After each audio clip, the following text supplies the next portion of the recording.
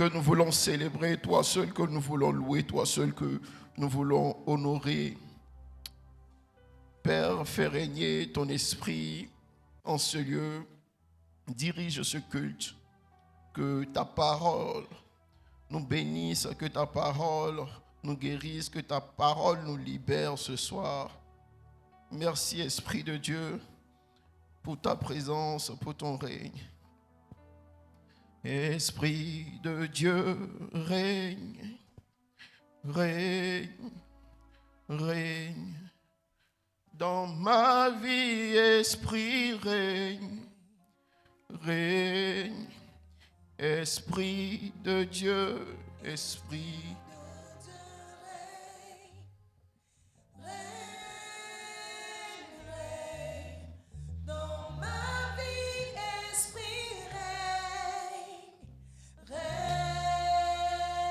Esprit de Dieu, Esprit de Dieu, règne, règne. Dans ma vie, Esprit, règne, règne. Esprit de Dieu, Esprit de Dieu. Oh oh, oh oh. Dans ma vie, Esprit, règne. Esprit de Dieu, Esprit de Dieu, règne, règne, règne. Dans ma vie, Esprit, règne. Esprit de Dieu, Esprit de Dieu, règne. Oh oh oh, oh oh oh, oh oh oh, oh.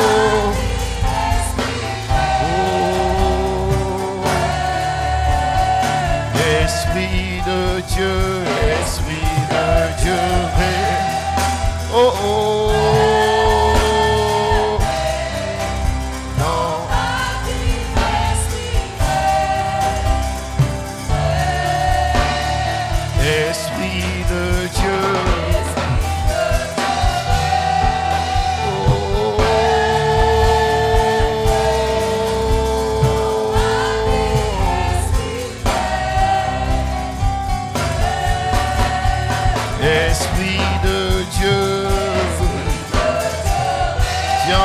Ce soir, viens nous remplir ce soir d'une nouvelle dimension de toi. Viens nous remplir ce soir d'une nouvelle gloire. Viens nous remplir ce soir d'une nouvelle capacité. Esprit de Dieu, viens et règne en ce lieu. Esprit de Dieu, viens et touche des vies ce soir. Esprit de Dieu, viens et transforme des vies ce soir. Esprit de Dieu, viens et impacte des vies ce soir. Esprit de Dieu, viens et change des vies ce soir. Nous voulons voir ton règne. Nous voulons voir ta gloire se manifester. Viens maintenant toucher des vies. Viens maintenant impacter des vies. Viens maintenant transformer des vies. Esprit de Dieu.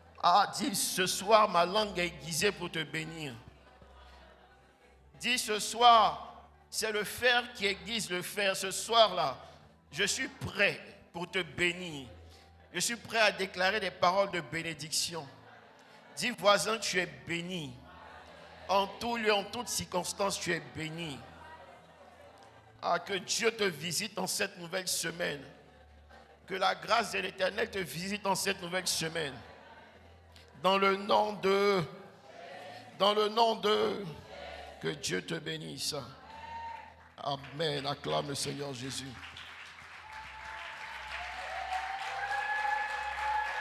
Nous allons lire le psaume 127, en son verset 1. Amen. Notre thème du jour, c'est la destinée pour l'accomplissement de la maison. Amen. On va lire le psaume rapidement. Le psaume, je lis la parole de Dieu. Oui. Psaume 127, le verset 1. Oui. Cantique des degrés de Salomon. Oui. Si l'Éternel ne bâtit la maison. Si l'Éternel ne bâtit la maison. Ceux qui la bâtissent travaillent en vain. Ceux qui la bâtissent travaillent en vain. Amen. Amen. Amen. Dis voisin, si l'Éternel ne bâtit la maison, ceux qui la bâtissent travaillent en vain. Amen. Dis voisin, est-ce que c'est l'Éternel qui bâtit ta maison? Qu'est-ce qu'il a répondu? Il dit quoi? C'est l'Éternel. C'est l'Éternel. Ah bon, il est vraiment sûr. Que Dieu te bénisse. On va s'asseoir dans la présence du Père.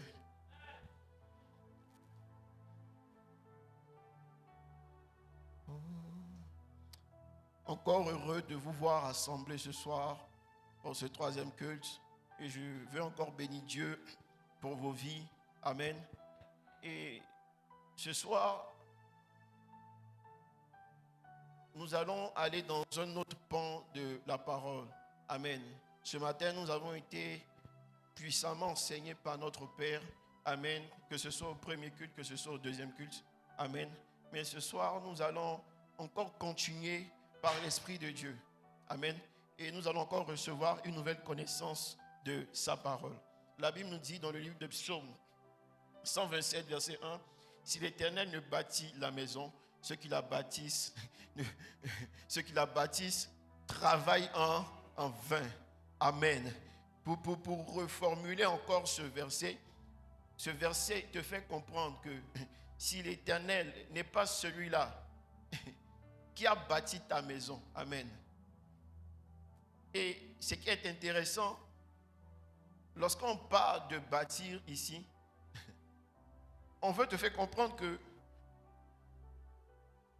si l'Éternel n'est pas celui-là qui est au premier rang dans ta maison, amen. Si l'Éternel n'est pas celui-là qui est placé à la première ligne, si l'Éternel n'est pas celui-là même qui est le fondement de ta maison, tout fondement que tu auras envie d'instaurer ou que tu voudras instaurer au sein de ta maison, toutes ces choses-là seront échecs. Amen. Lorsqu'on dit que le travail est en vain, c'est-à-dire que tout ce que tu vas faire comme travail, tout ce que tu vas imposer, tout ce que tu vas apporter n'aura pas de réussite, n'aura pas de succès, n'aura pas de gain. Simplement pourquoi? Parce que l'Éternel n'a pas été au premier rang, n'a pas été celui-là même qui est l'alpha. Tu ne l'as pas mis en thème de l'alpha au sein de ta maison. Amen. Et lorsque je t'ai posé la question tout à l'heure, tu m'as dit oui, c'est l'Éternel. En principe, plusieurs se sont trompés. Tu as bâti ta maison toi-même et tu as par la suite fait appel à l'Éternel. Or, ce verset veut te faire comprendre. Lorsque je te parle de celui qui bâtit, je veux te parler de celui-là même qui pose la première pierre. Celui-là même sur qui cette maison-là s'appuie. Amen. Lorsqu'on veut construire un bâtiment, qu'est-ce qu'on fait premièrement? On fait quoi? Des fondations. Et les fondations ont pour but de quoi? de permettre à la maison d'être solide. Une maison sans fondation, là. C'est quoi, maman? Ça ne peut pas tenir. Est-ce qu'on se comprend? Il suffit même d'un simple vent et le mur va s'écrouler. Une maison sans fondation, frère, tu ne peux pas y habiter. En principe, ce n'est même pas une maison. C'est que des murs que tu as placés. Mais tu n'as pas de maison. Pourquoi? Parce qu'il n'y a pas de fondation réelle. Et ici, la Bible est en train de te faire comprendre que si l'Éternel n'est pas celui-là qui est la fondation de ta maison, toute construction que tu vas vouloir faire au sein de cette maison, ces choses-là vont échouer. Et plusieurs d'entre nous chrétiens, amen, ayons pour habitude de dire, ah, ma maison c'est la maison de l'Éternel. Amen. En principe, ta maison n'est pas la maison de l'Éternel. Tu as invité l'Éternel à cohabiter avec toi. Est-ce qu'on se comprend? Et tu vas comprendre que lorsque tu invites quelqu'un à cohabiter, est-ce que cette personne est propriétaire de ta maison? Non. Et la plupart des temps, lorsque tu invites quelqu'un à cohabiter avec toi, tu lui donnes quoi? Un délai. N'est-ce pas? Tu lui donnes quoi? Un délai. Tu lui dis quoi? Ici, on ne fait pas ceci, on ne touche pas à cela, on ne fait pas telle chose, parce que ce lieu, c'est ma maison. Voici comment je veux. Voici comment je veux que ma maison soit propre. Voici le parfum que je veux dans ma maison. Est-ce qu'on se comprend? Et c'est ce que tu fais avec la personne qui cohabite avec toi, c'est-à-dire la personne que tu invites. Amen. Et c'est ce que nous faisons avec l'Éternel. En principe, nous n'avons pas donné à l'Éternel la place de l'alpha dans notre maison. On l'a simplement invité à cohabiter avec nous. Amen. Raison pour laquelle, lorsque nous recevons de l'Éternel des recommandations, il nous arrive parfois de déjouer la ligne, pour ne pas dire de déjouer les plans même de l'Éternel, les recommandations de l'Éternel. Tu reçois souvent des messages de Dieu pour ta maison. Mais puisque tu dis que ce Dieu-là, je dis de ma bouche c'est sa maison, mais en vérité ce n'est pas sa maison. Est-ce qu'on se comprend? Je dis de ma bouche, j'ai un Dieu en ce lieu, mais en vérité je n'ai pas de Dieu en ce lieu. Parce que si j'avais véritablement un Dieu au sein de ma maison, même avant d'y entrer, j'allais d'abord déclarer, Seigneur, cette maison-là est ta maison. Viens et prends la première place. Mais nous, chrétiens, nous venons occuper d'abord la première place. Et par la suite, qu'est-ce qu'on fait? On invite maintenant Dieu à venir cohabiter avec nous. Amen. Laisse-moi te dire, frère, laisse-moi te dire, sœur. Si tu ne donnes pas la place de l'alpha à Dieu dans ta maison, si tu ne donnes pas la place qu'il mérite totalement dans ta maison, laisse-moi t'annoncer que tous les projets que tu auras pour cette maison, ces projets échoueront. Est-ce qu'on se comprend? Si tu ne donnes pas la place de Dieu dans ta maison, si tu ne donnes pas la place qu'il mérite, la première place, si tu ne lui accordes pas cette place, laisse-moi te dire que tu as totalement échoué dans ta marche chrétienne. Laisse-moi te dire que tu seras totalement déçu à chaque instant. Que tu prieras et tu diras, j'ai un Dieu mais je ne vois pas ce Dieu dans ma maison. Oui, tu pourras dire ces choses de ta bouche. Mais laisse-moi te dire ce soir que ce Dieu, tu ne lui as pas donné la première place. Tu l'as simplement invité comme un voisin. Invité comme un frère, comme un proche avec qui cohabiter. Et c'est dommage. Amen. C'est dommage. Dommage que nous ne donnons pas à ce Dieu-là la première place. Dommage que nous ne donnons pas le rôle majeur, le rôle premier à ce Dieu. Dommage qu'en tant que chrétiens, nous décidons nous-mêmes de passer d'abord, d'être au premier rang et par la suite d'inviter Dieu à nous rejoindre. Lorsque je me dis être chrétien, amen. Lorsque je me dis que j'ai un Dieu, bien-aimé, Je donne la première place à ce Dieu. Je donne le premier rôle à ce Dieu. Le premier rang lui appartient.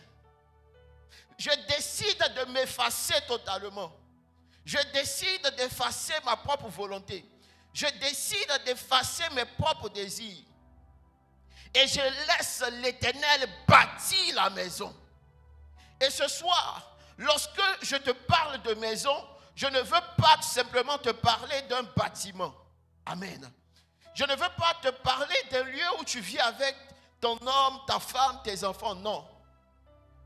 Ce soir, lorsque je viens te parler de maison,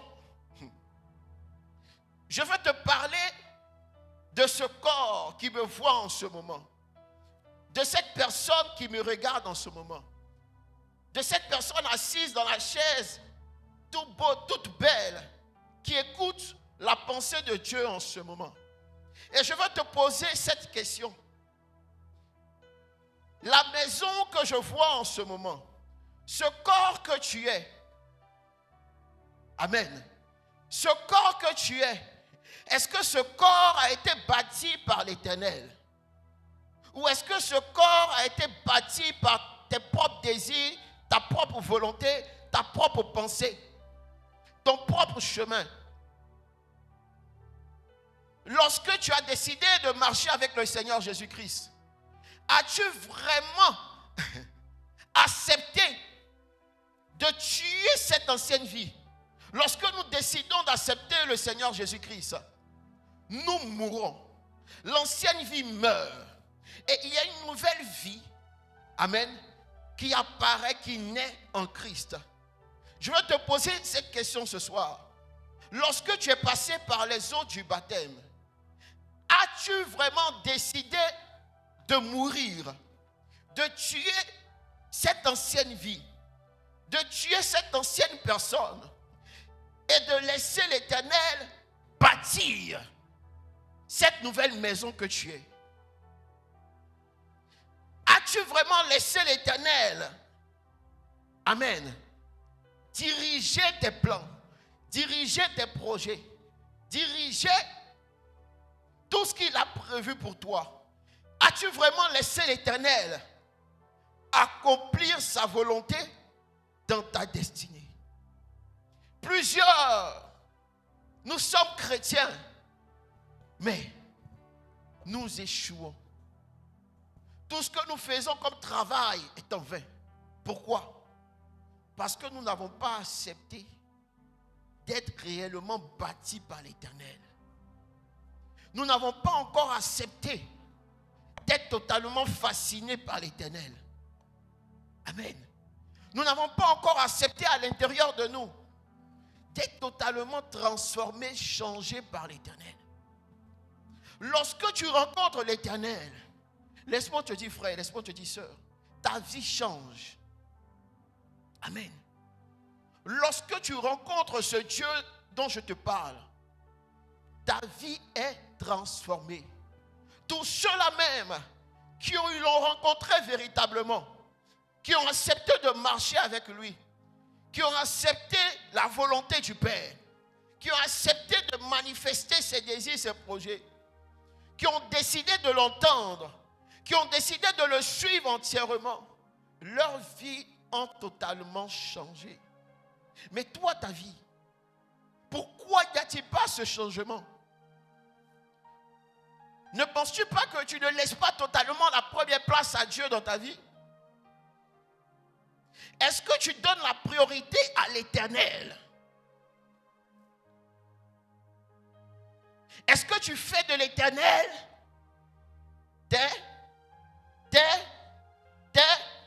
c'est quoi faire de l'Éternel ses délices?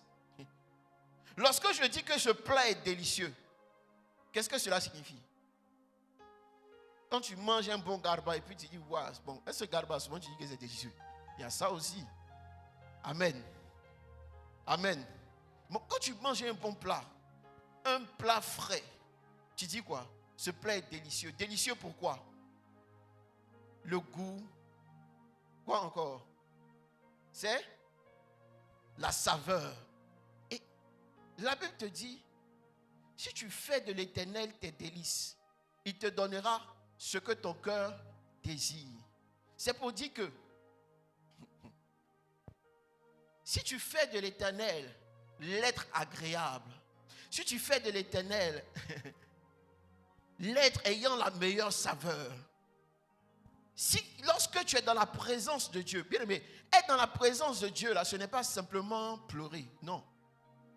Être dans la présence de Dieu, c'est reconnaître la saveur de Dieu. Être dans la présence de Dieu, c'est savourer le goût de Dieu. Être dans la présence de Dieu, c'est apprécier toute la beauté de ce Dieu. La Bible dit que lorsque tu arrives à manifester cette pensée, ce Dieu-là, qu'est-ce qu'il fait? Il te donne tout ce que ton cœur désire. Mais souvent ton cœur désire quelque chose, mais l'Éternel ne te donne pas. Et qu'est-ce que tu fais? Tu revendiques. Moi je suis chrétien, je jeûne, je prie, je jeûne, mais je n'ai pas ça. Je n'arrive pas à recevoir telle chose. C'est vrai que tu jeûnes, c'est vrai que tu pries, mais est-ce que tu fais de l'Éternel tes délices? Est-ce que tu arrives à lui donner toute la grandeur? Quand tu manges quelque chose qui est bon, est-ce que tu vois ton attitude? Ah, ce plat est trop bon. Ça veut dire que tu donnes tout ton amour à ce plat. À un simple plat d'attiqué. Tu investis tout ton cœur, tous tes sentiments. Et c'est ce que la Bible te dit. Est-ce que tu laisses l'Éternel totalement te bâtir? Est-ce que tu investis tout ton cœur, tout ton amour sur ce Dieu-là? Amen. Est-ce que tu acceptes totalement de lui donner ta vie? Lorsque j'accepte de donner ma vie à Dieu, c'est vrai, tu es passé par les eaux du baptême, mais tu as raté un principe du baptême. Amen. Lorsque je décide de donner ma vie à Dieu, c'est que je n'ai plus de vie à moi. Est-ce qu'on se comprend? Lorsque je donne ma vie, je n'ai plus de vie à moi. Alors ma vie appartient à qui? À Dieu. Mais pourquoi ayant donné ta vie à Dieu, frère, tu t'inquiètes encore en posant des décisions propres à ta propre volonté? Pourquoi en ayant donné ta vie à Dieu, frère et soeur, tu t'inquiètes encore en posant des actions contre la volonté de Dieu? Pourquoi ne laisses-tu pas Dieu bâtir totalement ta vie? Pourquoi tu n'acceptes pas que Dieu puisse bâtir totalement cette maison que tu es? Pourquoi tu ne laisses pas Dieu te façonner à son image? Pourquoi tu ne laisses pas Dieu te changer à son image? Pourquoi tu ne laisses pas Dieu, amen, te transformer en une nouvelle personne, en une personne meilleure? Pourquoi tu ne laisses pas Dieu te changer? Et tu aimes proclamer que tu as donné ta vie à Jésus. Mais frère, tu n'as pas donné ta vie. C'est comme un Bluetooth qui est partagé. Est-ce qu'on se comprend? Est-ce que je te donne entièrement le Bluetooth? Non, je peux le désactiver. Et c'est ton attitude, chrétien. Tu ne laisses pas l'Éternel te bâtir. Tu ne laisses pas l'Éternel bâtir la maison que tu es. Et tu vas comprendre que à l'intérieur d'une maison, frère, qu'est-ce qu'on peut y avoir? Un salon, une chambre, des meubles, n'est-ce pas? Quoi encore? Des hommes, des humains. Mais ces choses-là se retrouvent aussi dans ton intérieur. À l'intérieur de toi, il y a ton caractère, il y a ta nature, il y a tes émotions. Lorsque tu décides de laisser l'Éternel te bâtir, frère, tu abandonnes tes émotions et tu laisses Dieu lui-même changer tes émotions. Est-ce qu'on se comprend? Tu finis de donner ta vie au Seigneur Jésus-Christ et on te retrouve encore dans les bagarres. Et tu es fier de dire, ça c'est mon défaut, c'est mon caractère. Non! c'est que tu n'as pas laissé totalement Christ te changer. Est-ce qu'on se comprend? Tu n'as pas encore accepté que Christ transforme la personne que tu es. Amen. Simon, il était pêcheur de poissons. Amen. Mais lorsqu'il a commencé à marcher avec le Seigneur Jésus-Christ, Jésus ne l'a pas appelé afin qu'ils aillent ensemble à la pêche, pêcher des poissons. Amen. Mais lorsque Jésus l'a appelé, c'est pour faire de lui quoi? Un pêcheur d'hommes. Pour te faire comprendre que lorsque l'Éternel te rencontre et que tu acceptes totalement d'être transformé par lui, il regarde tes défauts, il regarde la personne que tu es et il utilise la capacité que tu as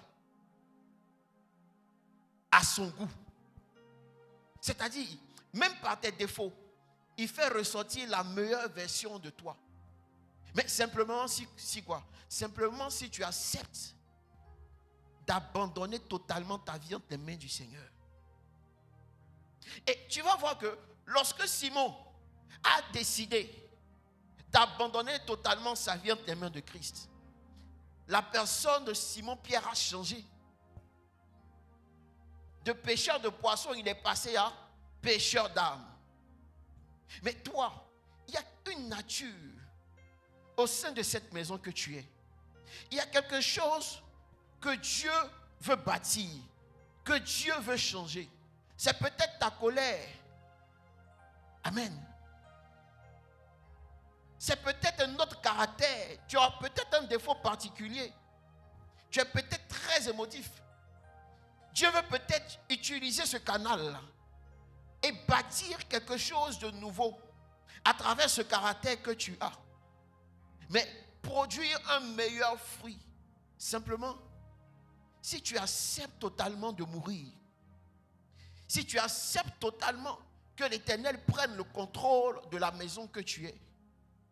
Mais regarde, malgré que tu marches avec Christ, tu n'arrives même pas, tu ne fais même pas l'effort de garder ta colère. Et tu es fier de dire, moi, je suis nerveux. Hein. Moi, certains même, ils sont chrétiens et ils disent, non, moi là, tu as versé l'eau sur moi, tu vas voir mon génie. Mais attends, on est où là? Amen. Moi, on me tapait balai. Si tu me tapais balai, tu vas voir ma colère. Mais attends, frère, cette maison que tu es n'est pas bâtie par l'Éternel. Amen. Parce que si cette maison était vraiment bâtie par l'Éternel, on n'allait plus entendre ces paroles-là à l'intérieur de toi. On n'allait plus entendre que moi j'ai du mal à tisser des liens d'amitié. Non, moi là je ne veux pas moi je ne veux pas me mélanger. Frère, lorsque tu décides de marcher avec Christ, tu es appelé, tu es destiné à avoir des frères, à avoir des sœurs.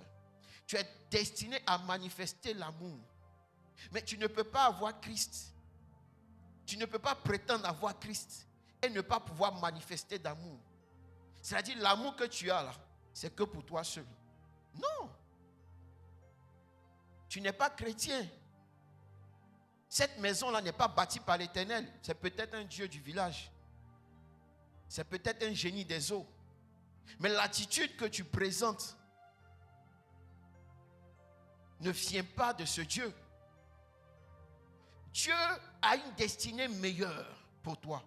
Dieu veut accomplir une nouvelle destinée pour la maison que tu es.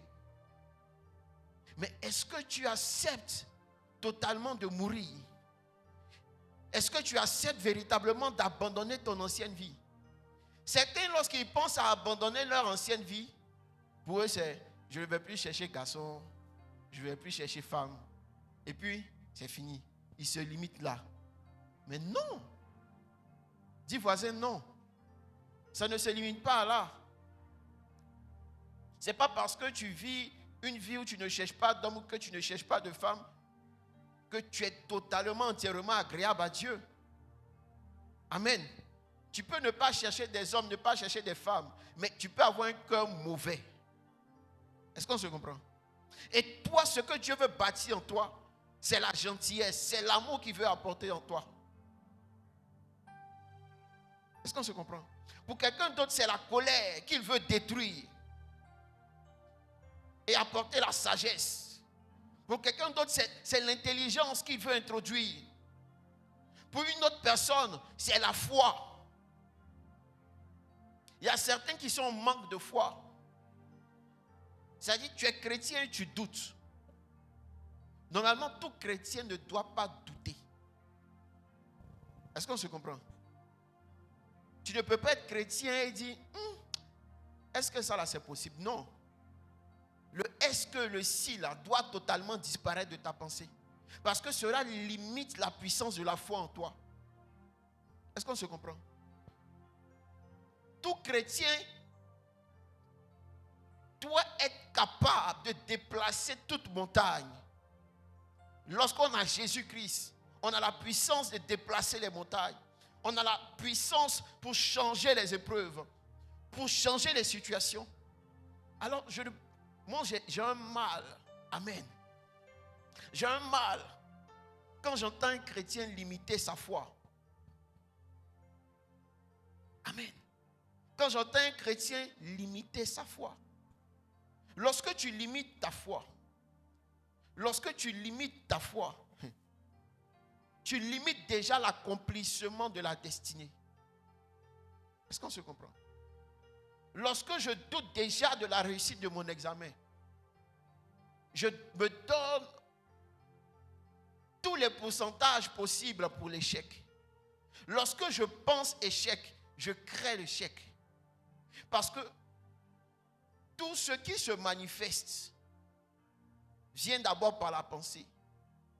Et c'est ce qui est construit par la pensée que nous arrivons maintenant à présenter dans le monde physique. Alors si dans ma pensée il y a le doute, c'est normal que dans le monde physique il y ait échec. Pourquoi? Parce qu'à l'intérieur de ma pensée, j'ai déjà conçu l'échec. J'ai déjà conçu le doute. J'ai déjà conçu que je ne peux pas, je ne peux pas, je ne peux pas. Et je me suis donné tous les arguments à l'intérieur de moi pour l'échec. Mais c'est normal. Ce n'est pas quelqu'un qui va venir faire l'examen pour toi. Ce n'est pas quelqu'un qui va venir déplacer la montagne pour toi. Chacun de nous, nous avons une montagne à déplacer, à détruire. Ce n'est même pas le pasteur qui va venir faire ça pour toi. Même lorsque le pasteur prie, c'est par ta foi qu'il prie. Le pasteur n'est pas un magicien. Est-ce qu'on se comprend? Le pasteur prie par sa foi, mais en s'appuyant sur ta foi pour accomplir ta destinée dans la maison que tu es.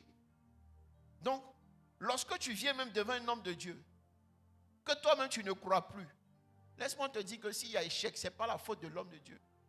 C'est parce qu'à l'intérieur de toi-même, il n'y a plus de foi. Il n'y a plus de ferme assurance. Il n'y a plus de volonté.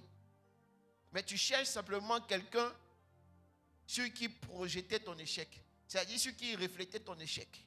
Tu cherches un coupable. Amen. Mais le véritable coupable, c'est ta foi. C'est est-ce que j'ai cru? Est-ce que j'ai mis tout le potentiel pour le changement? Est-ce que j'ai mis toute ma foi en ce projet? Est-ce que j'ai mis toute ma foi en cette situation? Est-ce que j'ai mis tout le OK, toute la validation de mon assurance sur ce projet? Non. J'ai douté, raison pour laquelle j'ai échoué. Et tu vas voir que plus tu doutes face à des situations, frère, c'est l'échec qui suit. Est-ce qu'on se comprend? Parce que ces choses-là sont le résultat de ta pensée. Si tu penses petit, tu auras petit. Si tu penses grand, tu auras grand. Ce que tu vois leader, grand, ils ne sont pas levés tout d'un coup et ils sont devenus grands. Amen. Ils ne se sont pas levés tout d'un coup et Dieu accomplit la grandeur dans leur destinée. Non. Ils ont d'abord cru en ce en quoi ils pensent. Ils ont cru en leur projet. Même quand ça n'allait pas, ils ont toujours gardé la foi. Et à force d'insister, amen, à force d'insister, à force de travailler, bim. Mais toi, dès qu'il y a un petit échec net, tu laisses tomber. Dès qu'il y a une petite secousse, tu laisses tomber. Dès que le diable vient te faire un petit bisou net, tu abandonnes. En tant que chrétien, tu ne dois pas abandonner. Pour l'accomplissement de la destinée dans ta maison, tu ne dois pas abandonner. Pour l'accomplissement des projets de Dieu dans ta vie, tu ne dois pas abandonner. Tu dois laisser l'Éternel te bâtir. Et lorsque tu laisses l'Éternel te bâtir, laisse-moi te dire, il s'occupe de te recharger. C'est-à-dire, il renouvelle ton énergie. Il renouvelle tes capacités. Il renouvelle tes forces. Raison pour laquelle tous ceux-là même qu'il a rencontrés, qui ont présenté leurs défauts, il leur a clairement dit, mais je vais faire quoi ton défaut? Je sais que tu as ce défaut et je t'ai appelé. Je sais que tu as ce caractère et je t'ai appelé. Mais je veux me baser sur ce caractère-là. Pour montrer que même avec cet handicap, pour montrer même aux autres que par le fait même que tu n'as pas fait l'école, je ferai de toi une femme milliardaire. Pour te montrer que même sans les diplômes, tu peux être un homme milliardaire. Et il a accompli ces choses dans la vie de milliers de personnes. Alors pourquoi toi, à la maison que tu es, tu ne penses pas que Dieu peut changer les choses, peut transformer les choses? Pourquoi tu limites la gloire de Dieu? Pourquoi tu limites la main de Dieu? Pourquoi tu penses que la main de Dieu est trop courte? Pourquoi penses-tu que la main de Dieu, la gloire de Dieu est trop limitée? Non, Dieu ne fait que bénir ceux-là. Moi, il ne me bénit pas. Non, il veut te bénir. Simplement si tu acceptes dans ta mentalité, si tu acceptes dans ta manière de marcher, si tu acceptes au sein de ta maison, que lui seul te dirige, que lui seul te montre. La Bible dit qu'il est le chemin. Tu es fier de déclarer, il est le chemin, la vérité et la vie.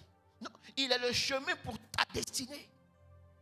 Lorsque je dis qu'il est le chemin, c'est-à-dire que je n'ai plus de chemin à moi, mais je suis le chemin de qui? Je suis le chemin de l'Éternel.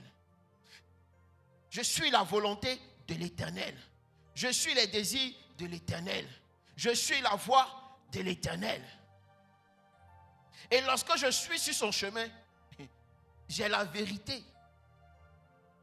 La vérité, c'est quoi? C'est toutes ces choses, tous ces projets, toutes les décisions favorables pour te bénir. C'est-à-dire, toutes ces choses qui sont vraies pour ton élévation. Lorsque je suis sur le chemin de Christ, je reçois toutes les portes de bénédiction. Pourquoi? Parce que je suis dans la vérité. Lorsque je suis dans la vérité, je reste droit. Lorsque je suis dans la vérité, tout ce que je fais réussit. Pourquoi? Parce que je suis dans la vérité de Christ. Et la Bible dit quoi encore? Il est la vie. Quand je suis sur son chemin, j'ai la vie éternelle. J'ai l'abondance. C'est-à-dire, je ne manque de rien. Peu importe les situations qui vont se présenter, je sais que ma maison a été bâtie par l'Éternel. Donc, rien ne peut m'ébranler. Rien ne peut me rendre triste. Rien ne peut m'affaiblir. Pourquoi? Parce que je sais que j'ai un Dieu. Et ce Dieu-là, peu importe la situation, peu importe la tempête, lorsque lui parle, la tempête se calme. Lorsque lui, il intervient, la tempête se calme.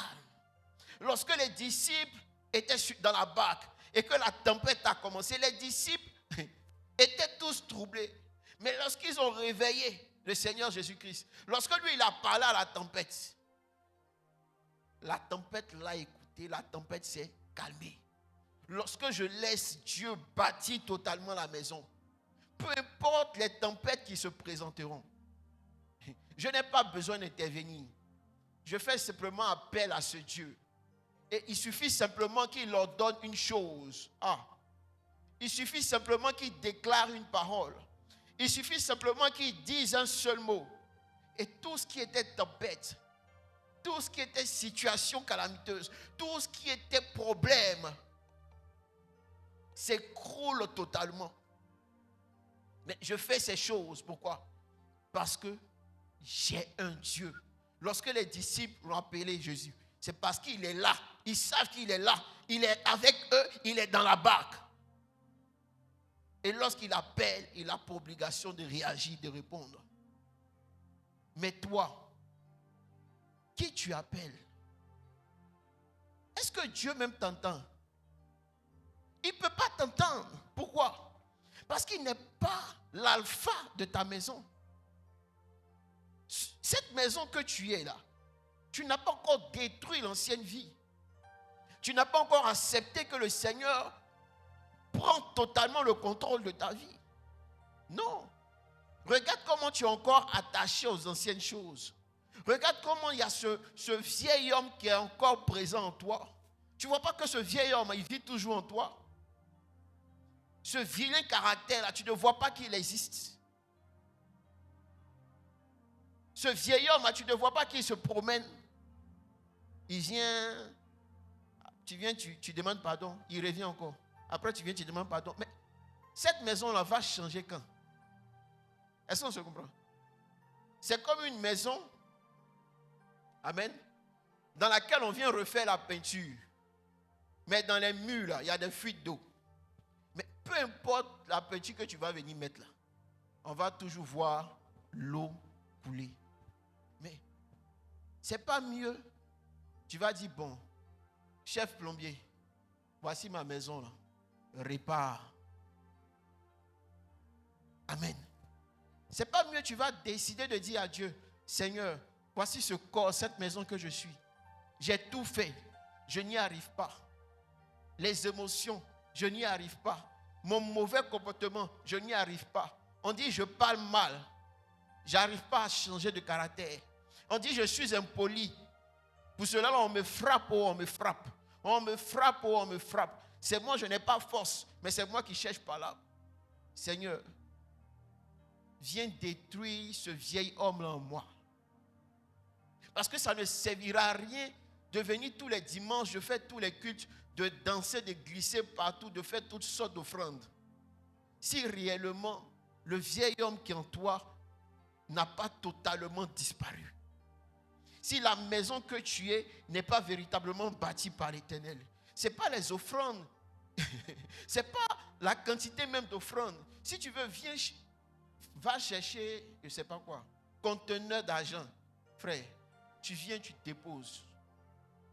Tu peux venir de faire cette chose. Et puis, Dieu va dire, mais, merci pour l'offrande, mais ta maison là, j'habite pas en ce lieu. Pourquoi? Parce que le fait même d'avoir apporté l'offrande, peut-être tu l'as fait pour montrer que tu es trop riche. Parce que quoi? Tu es trop rempli d'orgueil. Tu veux montrer que c'est toi. Et c'est peut-être cette chose-là que Dieu veut tuer, veut changer. Mais non. Je dois prouver, toujours dans le proving, que c'est moi, que c'est moi, que c'est moi. L'argent, c'est bon. Ça va servir à l'avancée de l'œuvre de Dieu. Mais toi, ta vie là, ta maison, amen. Tout ce que tu vas faire à l'intérieur de cette maison-là va toujours tomber. Pourquoi? Parce que c'est ton orgueil là qui est devant. C'est toi, c'est ton caractère, ce sont tes mauvaises pensées, ta mauvaise habitude là qui est à la première place. Et tu ne laisses pas l'Éternel bâtir la maison que tu es. Sinon, si c'est offrande là, on va prendre, on va compter. Amen. On va enregistrer. Mais le plus important ne sont pas les offrandes. Le plus important, c'est ta vie. Le plus important, c'est la maison. Amen. Est-ce qu'il y a eu un réel changement? Tu dis tu es chrétien, mais est-ce que l'Éternel habite véritablement dans ce corps? Est-ce que l'Éternel est à la base de cette maison?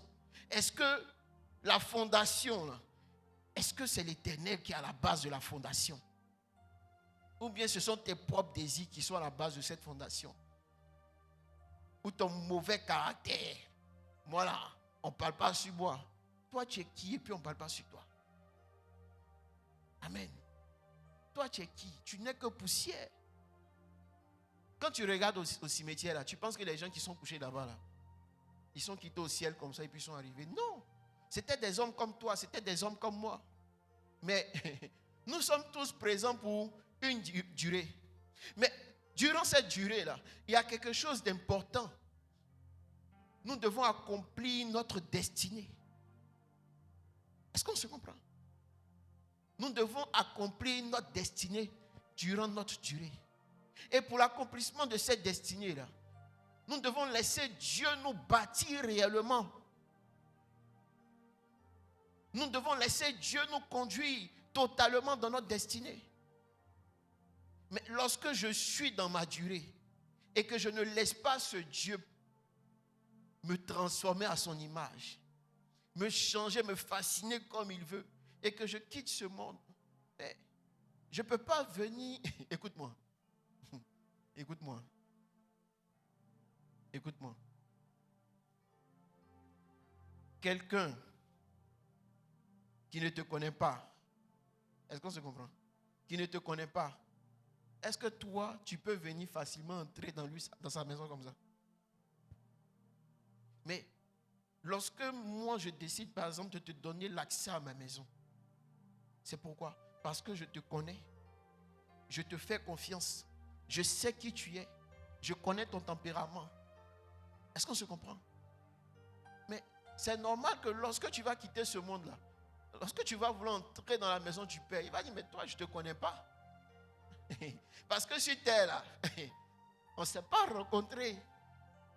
Sur terre, là, tu ne m'as pas laissé habiter dans ta maison. Mais ici, là, c'est chez moi. Hein? Le paradis, là, c'est chez moi. Mais moi, je ne te connais pas. Raison pour laquelle la Bible dit quoi? Il y a plusieurs qui seront surpris de voir même des personnes qui ont eu à faire une mauvaise vie ici. Des prostituées et autres dans la maison du Père. En principe, c'est toi ta pensée. Est-ce que tu comprends? C'est ton jugement qui a jugé la dame en tant que prostituée.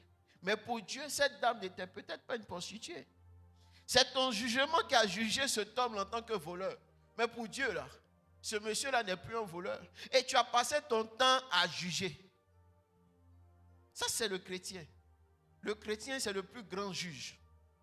C'est lui qui sait qui est de Dieu, qui n'est pas de Dieu. Et qui a Dieu.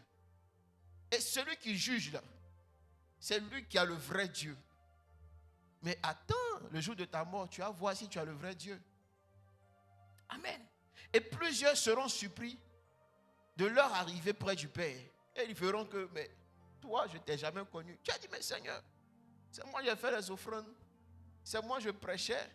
C'est moi je faisais ceci, je faisais. Il va dire, mais je ne te connais pas. Parce que durant ta durée de vie sur terre, là, laisse-moi te dire que tu ne m'as pas donné accès à ta maison. Tu ne m'as pas donné le premier rôle pour ta maison. Est-ce qu'on se comprend? Et plusieurs seront surpris. Oui, plusieurs seront surpris. Amen. Je sais que tu ne seras pas en ce lieu. Ah, tu ne seras pas en ce lieu. Tu ne feras pas partie de ceux-là qui seront surpris. Amen. Parce que tu as pris conscience qu'il y a un vieil homme en toi qui doit disparaître. Tu as pris conscience que l'Éternel doit être celui-là qui doit bâtir ta maison. C'est-à-dire qui doit te reconstruire totalement. Parce qu'il y a quelque chose qui existait là, qui n'est pas agréable. Et cette chose-là doit disparaître. Raison pour laquelle ta vie est limitée. Raison pour laquelle tes projets échouent. Il y a quelque chose que Dieu veut. Il y a quelque chose que Dieu désire pour toi. Mais toi-même, par ta mauvaise habitude, tu ne laisses pas Dieu fasciner ses plans. Tu ne laisses pas la saveur entrer dans ta vie, entrer dans ta maison. Tu ne fais pas de ce Dieu-là tes délices. Tu ne lui accordes pas toute la meilleure place, la grande place, la première place. Amen. Tu sais bien chanter, bien adorer Dieu. Jésus prend la première place, mais en vrai, tu ne lui accordes pas la première place. Est-ce qu'on se comprend? Tu sais bien déclarer. C'est-à-dire quand il y a l'adoration, tes larmes vont couler un peu. Seigneur Jésus prend la première place. Mais quand tu finis l'adoration dans ta vie, là, il n'a pas la première place. C'est-à-dire que lorsque tu sors de ce temple, bizarrement, Jésus disparaît de ta vie. C'est-à-dire la première place là, se limite simplement dans cette salle. Est-ce qu'on se comprend? Fais la remarque. Lorsque tu viens toujours au culte là, tu sens qu'il y a quelque chose en toi qui a été renouvelé. C'est-à-dire, Jésus a repris la première place et il est au centre de tout. Mais 30 minutes, 40 minutes après le culte, tu prends Jésus même là, tu le mets au placard. Et puis tu appliques maintenant ce que toi tu veux. Est-ce qu'on se comprend? Et tout ce qu'on t'a dit à l'église là, c'est rentré, c'est sorti. Raison pour laquelle même souvent quand tu arrives à l'église, on te demande, le pasteur a prêché sur quoi? Bon, le thème c'était la destinée pour l'accomplissement de la maison. Mais la suite là, en tout cas voici l'affiche. Tu peux aller voir la vidéo. Mais c'est quoi? C'est-à-dire que quand tu sors net là, le vieil homme il t'attend dehors. Mais c'est ces choses-là que tu dois bannir. Amen. Dis, je dois bannir cette pensée. Je dois faire disparaître le vieil homme. Amen. Afin d'accomplir ma destinée dans la maison que je suis. Frères et sœurs, tu dois laisser l'Éternel bâtir la maison. Tu dois laisser l'Éternel bâtir la personne que tu es. Amen. Et tu vas voir la différence. Amen. Tu vas voir la différence. Lorsqu'un maçon vient construire la maison et qu'un ingénieur en bâtiment vient construire la maison, tu vas voir la différence. Parce que c'est toi qui as l'attitude du maçon en principe. Est-ce qu'on se comprend? Notre Père, c'est l'excellence. Donc, c'est l'architecte parfait. Donc, quand lui, l'architecte, là, lorsqu'il veut rebâtir les choses au sein de ta vie, il sait où te placer, il sait comment te maquiller, il sait faire toutes choses. Mais toi, ton comportement de maçon, là, c'est normal que chaque fois, amen, le mur va s'écrouler. Est-ce qu'on se comprend? Parce que le maçon, là, la plupart du temps, lui, il n'a pas continué loin les études. Amen. Mais l'architecte, il est quoi? Il est quoi? Architecte. Le monsieur, il a étudié. Est-ce que vous comprenez? Il a étudié, il est expert. Donc quand lui il vient puis il te présente la maison, quand tu vois, tu dis wesh, cette maison là. Mais lorsque le maçon il vient puis construire la maison, quand tu sors là, il faut remarquer qu'il y a un bâtiment qui est devant là. Le bâtiment qui fait face à l'église. Il faut remarquer. Et puis tu vas voir si c'est maçon, mais c'est un architecte qui a fait ça. Tu vas voir qu'il y a certaines maisons là, c'est penché, le mur est comme ça. Mais je vous jure, lorsqu'on construisait, nous on disait que ça là, on prie, il ne faut pas un matin, ça va tomber. Parce que quand tu vois le bâtiment, c'est penché. Mais ce n'est pas un architecte qui peut venir faire ça. Ça, c'est le travail de quoi? D'un maçon. Et c'est comme ça. Si tu ne laisses pas l'architecte bâtir la maison que tu es, tu vas voir que ta vie sera aussi penchée. Est-ce qu'on se comprend? Tout ce que tu vas faire sera comment penché pour finir, tout va s'écrouler. Mais lorsque tu vas laisser ta vie entre les mains de l'architecte par excellence, femme, tu n'auras plus besoin de faire un make-up. Est-ce qu'on se comprend? C'est-à-dire ton naturel même là, ça a tué. Est-ce qu'on se comprend? Il y a des femmes, elles n'ont pas besoin de make-up. Leur naturel même là, c'est-à-dire, elles tuent déjà. Est-ce qu'on se comprend? Il y a des choses pour lesquelles tu ne vas plus forcer. Parce que c'est l'Éternel même qui va diriger les choses. C'est lui-même qui va relooker ta beauté. Il va relooker ton style. Il va relooker, changer ton caractère, changer ton apparence à sa manière. Tu n'auras plus besoin de te blesser le visage, de te salir même le visage. Vous voyez, make-up là, c'est ça, n'est-ce pas? Tu viens te salir pour te nettoyer, pour te ressalir encore. Parce que les femmes ont trop de problèmes. C'est-à-dire le visage que Dieu t'a donné là, tu dis, oh, je ne veux plus de ce visage. Je veux appliquer, amen, je veux bâtir moi-même ce visage. Et c'est ça. Mais si un homme te voit avec le make-up, amen, il sera amoureux du quoi? Du make-up. Mais quand tu vas partir enlever le make-up et te présenter devant cet homme-là, c'est le vrai visage qui va apparaître. Mais cet homme va dire, mais attends, ce n'est pas la soeur que j'ai vue. En principe, il est tombé amoureux du quoi? Du make-up. Amen.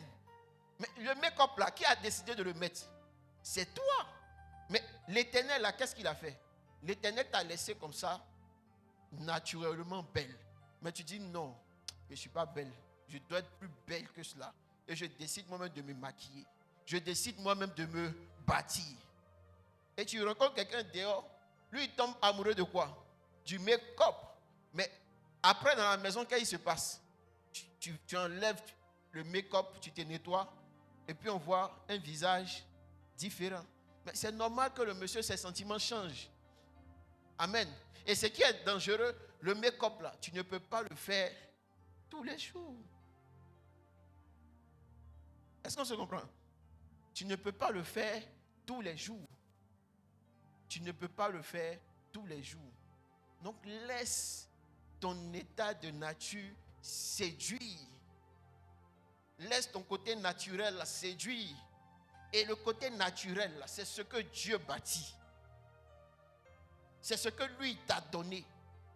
Est-ce qu'on se comprend? Est-ce qu'on se comprend? C'est la beauté qu'il t'a donnée. Laisse cette beauté-là se présenter aux hommes. Tu vas voir que celui qui t'a aimé comme ça, là, mais il va t'aimer pour toujours. Maintenant, quand tu vas mettre maintenant le make-up là, il va dire, wouh, elle est devenue encore de plus en plus belle. Parce qu'il connaît quoi? La version originale. Mais toi, tu viens présenter le faux. Et puis après, tu vas te montrer maintenant en vrai. Mais le monsieur va dire, mais attends, c'est pas ce que j'ai vu. Est-ce qu'on se comprend?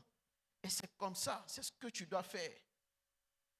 Lorsque l'Éternel te bâtit, c'est ta vraie nature. Est-ce qu'on se comprend? Tel qu'il t'a créé. Parce que souvent, tu es venu au monde, mais laisse-moi te dire, ton environnement t'a changé. Plusieurs ont été changés par leur environnement. Plusieurs ont été transformés par leur environnement. Raison pour laquelle tu vas rencontrer une fille, peut-être qui fait la prostitution.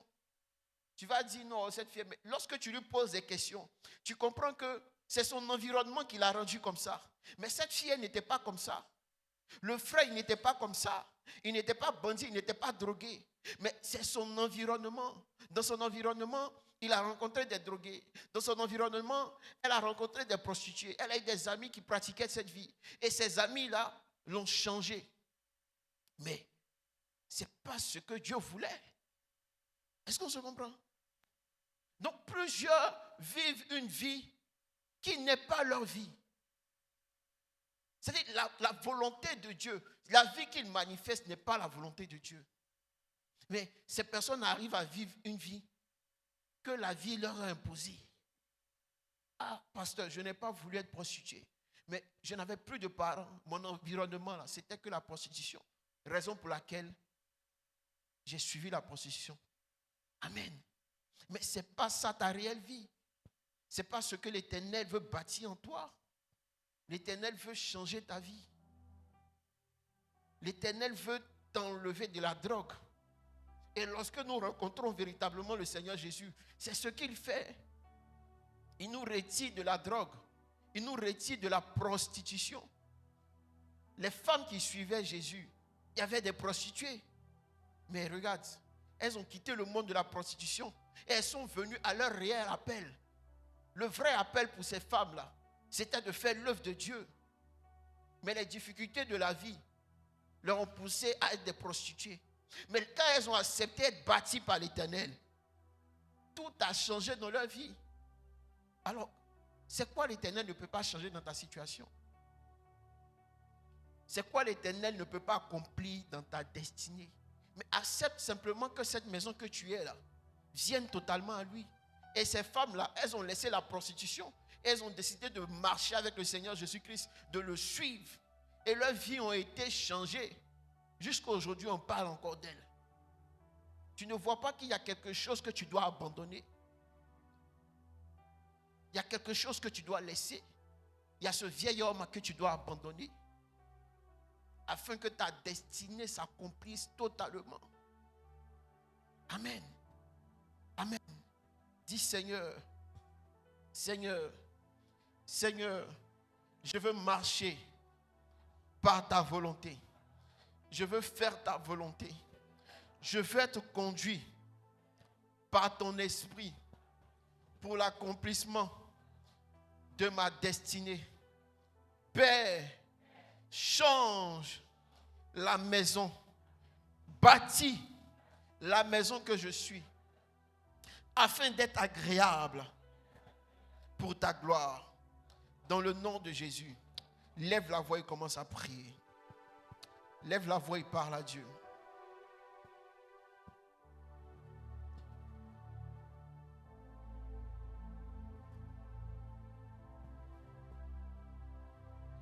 Ta grâce m'a touché tel que je suis. Valeur pour toi, majesté.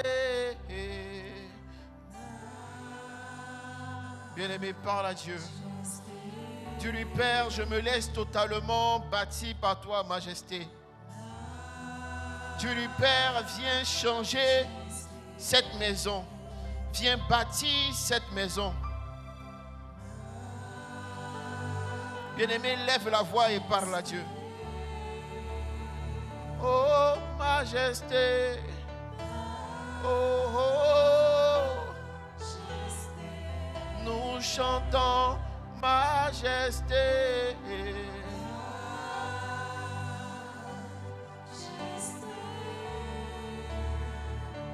Majesté.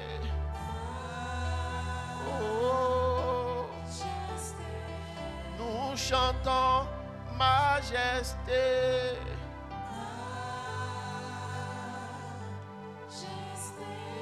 Oh, majesté.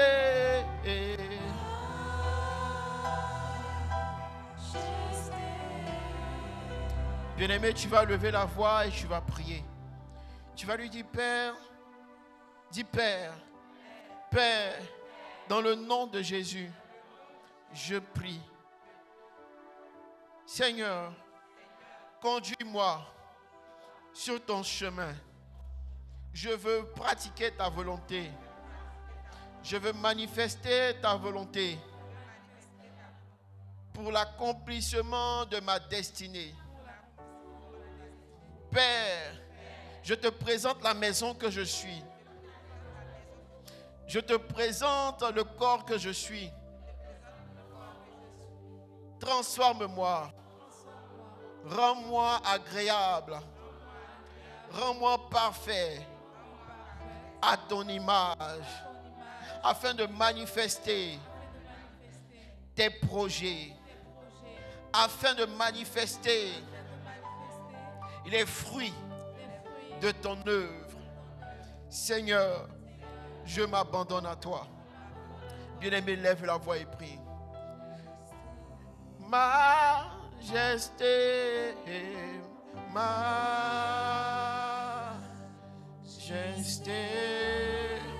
nous chantons majesté. Oh, oh, nous chantons majesté. Oh, oh, oh, oh. Nous levons la voix pour la majesté. Alléluia. Père, je prie.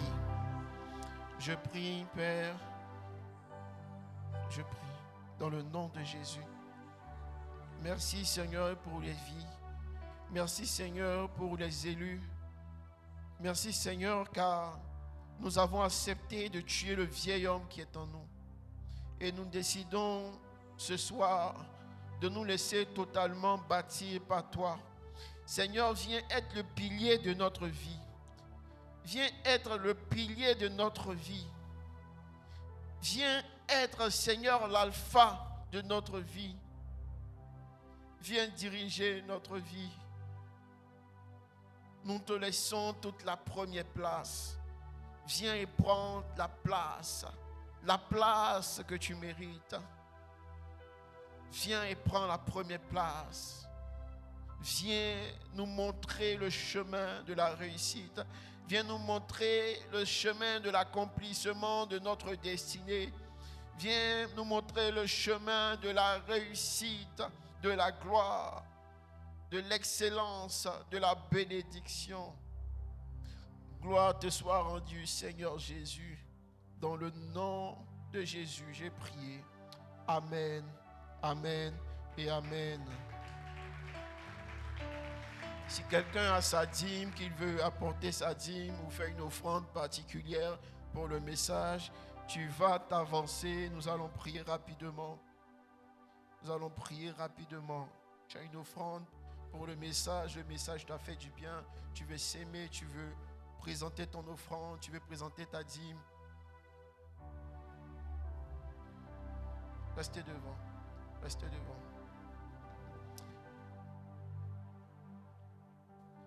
Père, je prie, en ma qualité de pasteur résident établi sur les églises Genèse et Centre Périssos et par l'onction prophétique de mon Père, le pasteur Wilfrid Zawi. Père, je te présente ces offrandes et je prie, Père, que la grâce rattachée, la bénédiction rattachée à cette semence soit accordée à tes élus. Je prie, Père, que la bénédiction de ce message intègre leur destinée. Je bénis toute dîme et je déclare la multiplication dans leurs différentes activités. Dans le nom de Jésus, j'ai prié. Amen, amen et amen. Que Dieu vous bénisse. Information, ce mardi, nous aurons programme. Amen, amen. Du mardi au vendredi, nous allons continuer avec notre Père sur la bénédiction, amen, des 12 fils de Jacob. Amen. Donc à partir de mardi soir, nous sommes ici et sur Genèse Online. Amen. Qui sera avec nous? Que Dieu te bénisse. Je prie, tu vas te tenir debout. Je prie que ta semaine soit excellente.